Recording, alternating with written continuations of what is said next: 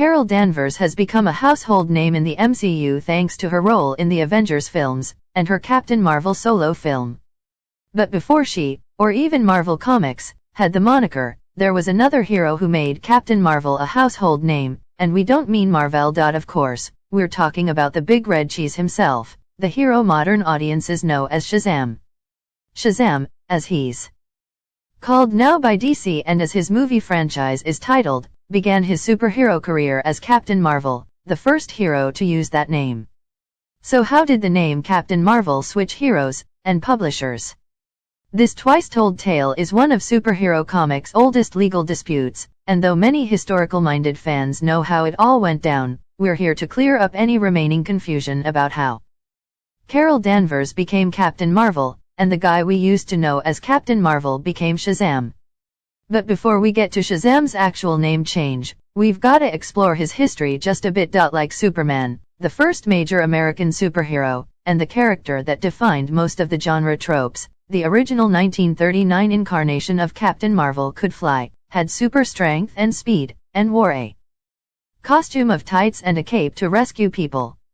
Seeing the similarities between the characters, National Comics Publications, Superman's publisher who later became DC, sued Fawcett, Captain Marvel's publisher, over copyright infringement against Fawcett, who published Captain Marvel. If that seems drastic considering how many characters in modern comics share even more specific qualities, and how many superheroes were ripping off Superman even back in the 40s, bear in mind that National had a history of suing companies that published heroes it felt were too close to Superman, successfully putting a stop to the publication of Fox's Wonder Man and Fawcett's pre-Captain Marvel hero Master Man. There's one other factor that set the Captain Marvel lawsuit apart, however. At his peak, Captain Marvel was selling more copies than Superman, and even became the first superhero to get their own live-action film. Naturally, National didn't like that Fawcett's perceived copy of their hero was outselling their original, adding fuel to a lawsuit that aimed to cease publication of Captain Marvel. National and Fawcett settled out of court, leading Fawcett to cease publishing comic books and sell the rights to some of its comic characters, but they held on to the Marvel family and their other superheroes. From there, Captain Marvel all but disappeared, though some less successful heroes briefly adopted the name over the years.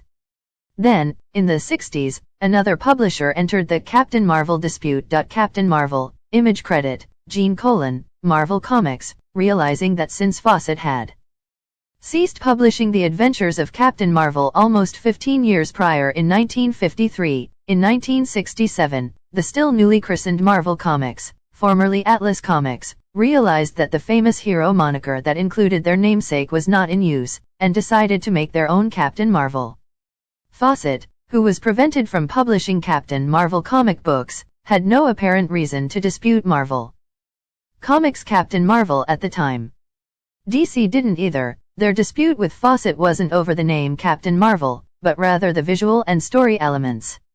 Marvel's Captain Marvel was entirely different, an alien hero who came to Earth as a conqueror before vowing to protect his adopted home world.